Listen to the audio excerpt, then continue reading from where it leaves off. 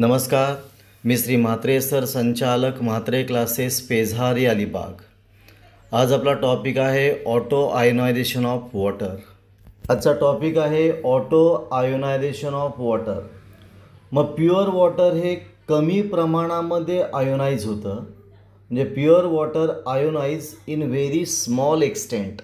ते कसं आयोनाइज होतं तर H2O plus H2O it gives H3O plus OH minus, म्हणजे पाण्याचं आयोनायझेशन होऊन आपल्याला H3O प्लस म्हणजे हायड्रोनियम आयन आणि हायड्रॉक्सिल आयन म्हणजे OH मायनस आयन आपल्याला मिळतो।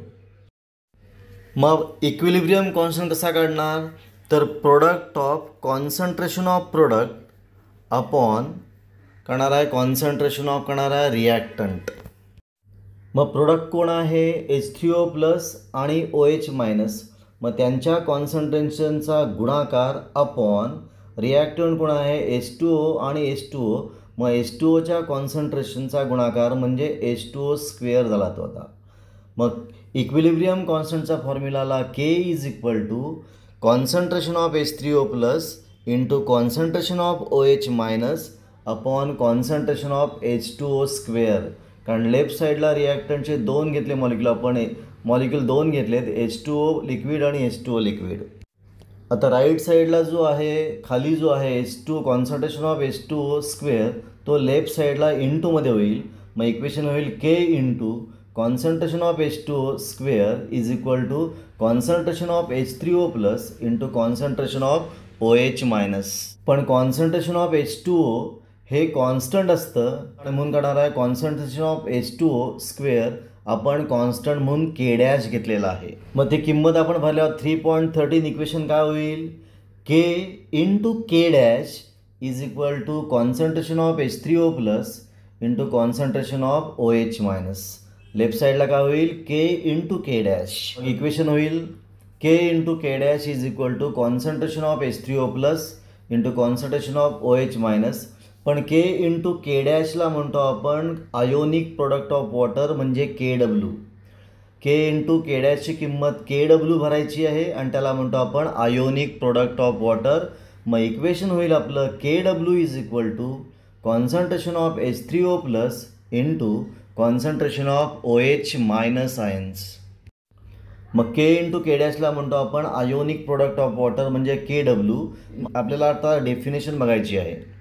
मग आयोनिक प्रोडक्ट म्हणजे काय, म्हणजे हायड्रोनियम आयन आणि हायड्रॉक्सिल आयन यांच्या मोलर कॉन्सन्ट्रेशनचा गुणाकार।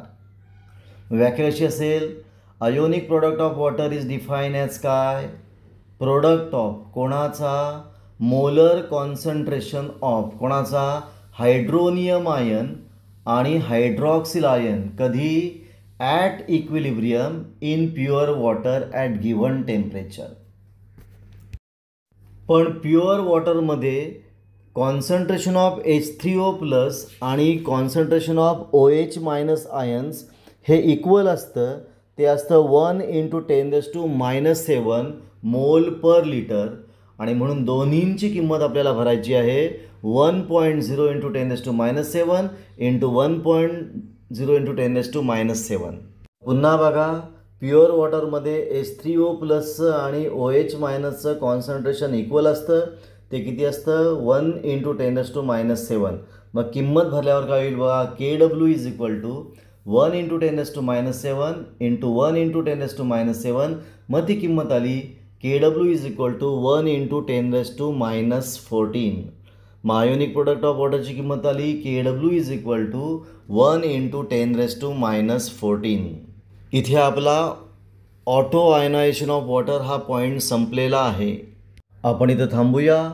तुम्हाला हा व्हिडिओ कसा वाटला, चांगला वाटला असेल, आवडला असेल तर शेअर करा, सबस्क्राईब करा, जास्तीत जास्त लोकांपर्यंत हा व्हिडिओ पोचला पाहिजे। आपण इथे थांबू, पुन्हा आपण भेटू एक नवीन व्हिडिओ घेऊन।